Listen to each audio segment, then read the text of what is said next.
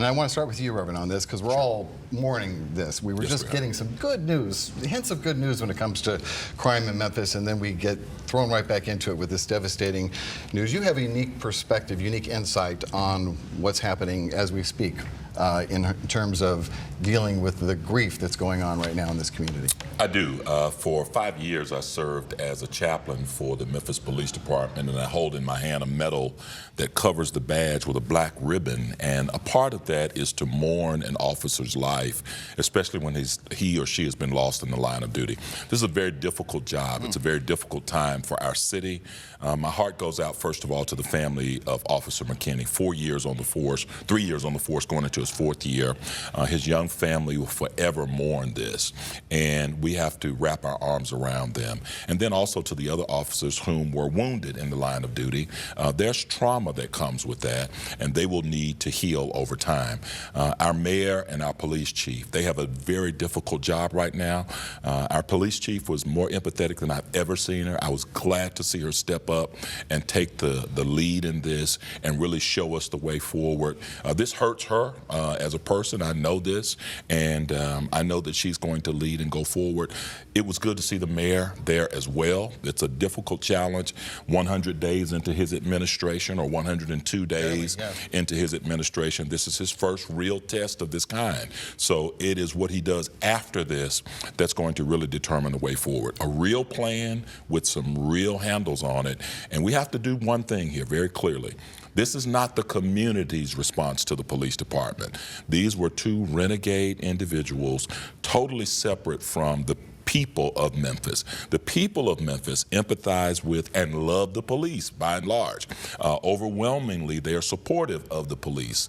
But these two individuals are not a representation of our community. And we're going to get into that. You brought up the reaction from the police chief and the mayor. We have excerpts of both of their remarks on Friday, and I want to play those for you now. If we could, back in the booth, let's do the chief first, and then right next after that, let's hear from the mayor. This morning, the Memphis Police Department, the men and women of the Memphis Police Department are hurt right now. As chief of police, I am hurt right now.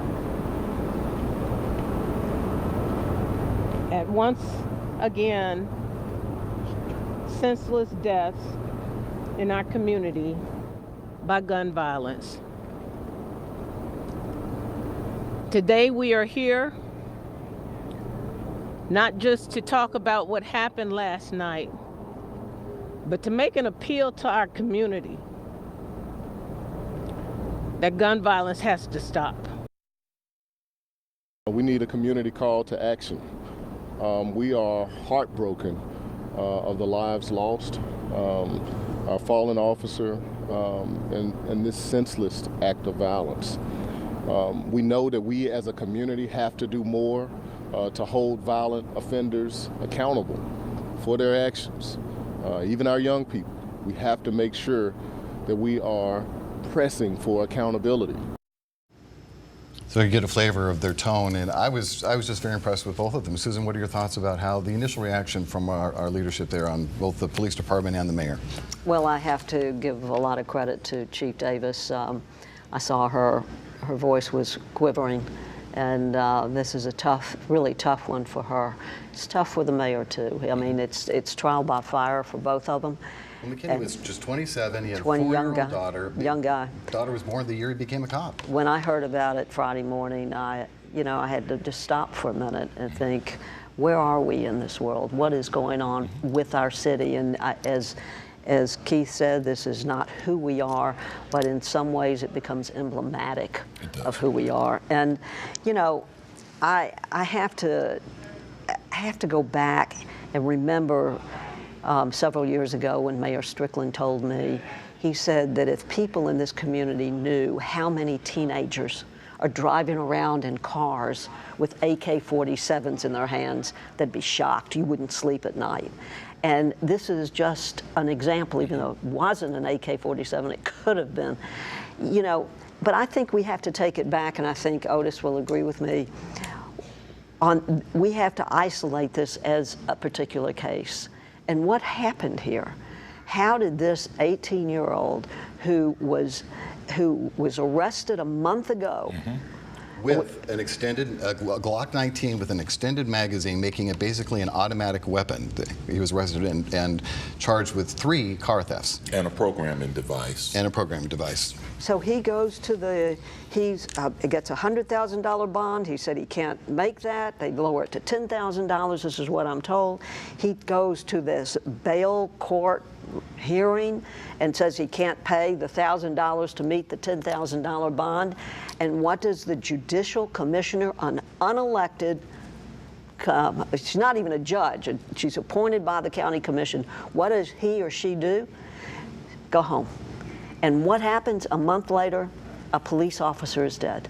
And I think that we have to, this as a community, we have to focus on what is really going on in our judicial system. And years ago when Otis and I were young reporters, and even older ones, and we covered the courts, if you had a defendant appear before an elected judge who was answerable to the people, and if he didn't have his own private attorney, he had a public defender, and he stood before that judge. This is for a bail hearing. And he stood before that judge, and there was a representative, an assistant attorney general, and they would have that bail hearing. And that was accountable to the people. These judicial commissioners are appointees. They're not accountable to the people. And what's happening is now we've got a system that isolates the public from people who are making decisions about our safety, and they're not even elected by the people. The outrage is palpable. It's all over social media. Everyone, I think, wants to point a finger, Otis, at the mayor, at the police chief. Steve Mulroy's taking a big hit on social media as we talk. It's really, you know, Mulroy's the first to say, look, this guy was on our radar. Yeah. We had said, established him as a priority at-risk offender that we were watching very closely. We did not want this defendant to be released without having to pay 1 cent to get out of jail. So there truly is a breakdown here, and these judicial commissioners, there's 7, 8, or 9 of them, who are they held accountable to? Right. Well, I mean, there's no question that people are pointing fingers, but you're pointing the wrong fingers if you're pointing it at Mulroy in this case. This is the responsibility of these judicial commissioners, as Susan talked about. Who appoints them? The county commission, I believe. Okay.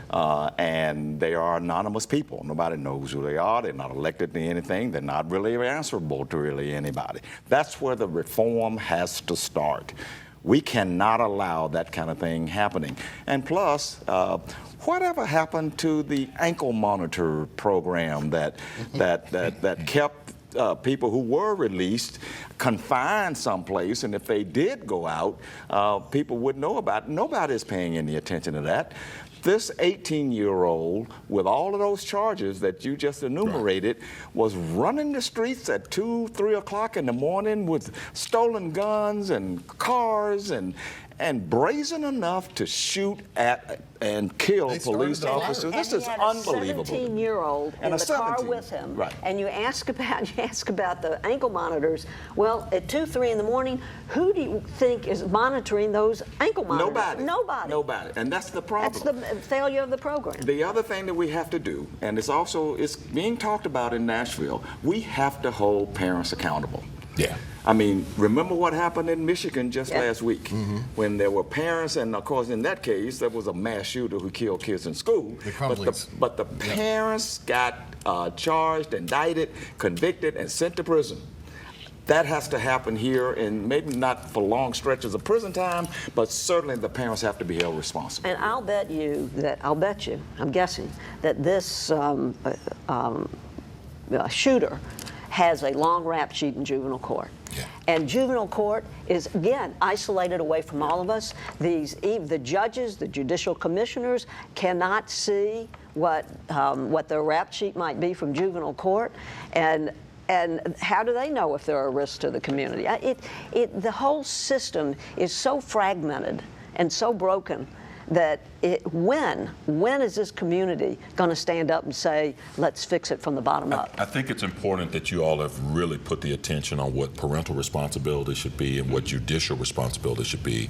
But I don't want to get lost from the idea and the fact that the police have done a great job. Our police are doing a great job. Oftentimes what happens here as well, Richard, is that the argument that gets covered up, or the thing that we don't bring out, is what worked right and what went well. They responded. They were called to a suspicious setting, and they responded at 3 o'clock in the morning. They were doing their job to keep us safe. And it's unfortunate that this malfeasance, what I call it, on part of the Judicial Commission, allowed it to go this far. Because if this person is incarcerated, or at least if there was a strong deterrent to keep them from going out there doing this again, slapping a fine on them, making them pay a strong high bail, they don't go and feel as if I can get away with this over and over again.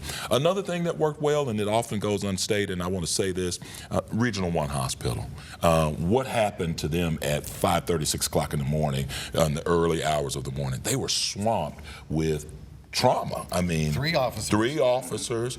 And two defendants. Right, and they come out of this doing a great job. Level 1 trauma did a great job in this case. All good points. We could talk about this more, but no doubt will. I only hope that this is the kind of case that will spur some action, get some serious questions asked, and we can get to the bottom of some of these things that really need to be addressed. If you give me 1 second, I Okay. just want to reinforce what both of my colleagues said, that D.A. Mulroy is not responsible for this one. Right. He's absolutely not.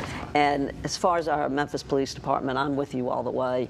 I think that one of the things this community has to do is stand up behind the men and women in blue. We have to. And the mayor's point is well taken. This is on all of us. Yes. He can't do it by himself. Chief Davis can't do it by herself. Mulroy, none of it. We all have to decide when is enough is enough. All right, we'll take a break. When we come back, we'll talk about what's going on in Nashville, some legislation, including what we talked about earlier, holding parents responsible if their kids commit a crime, right after this.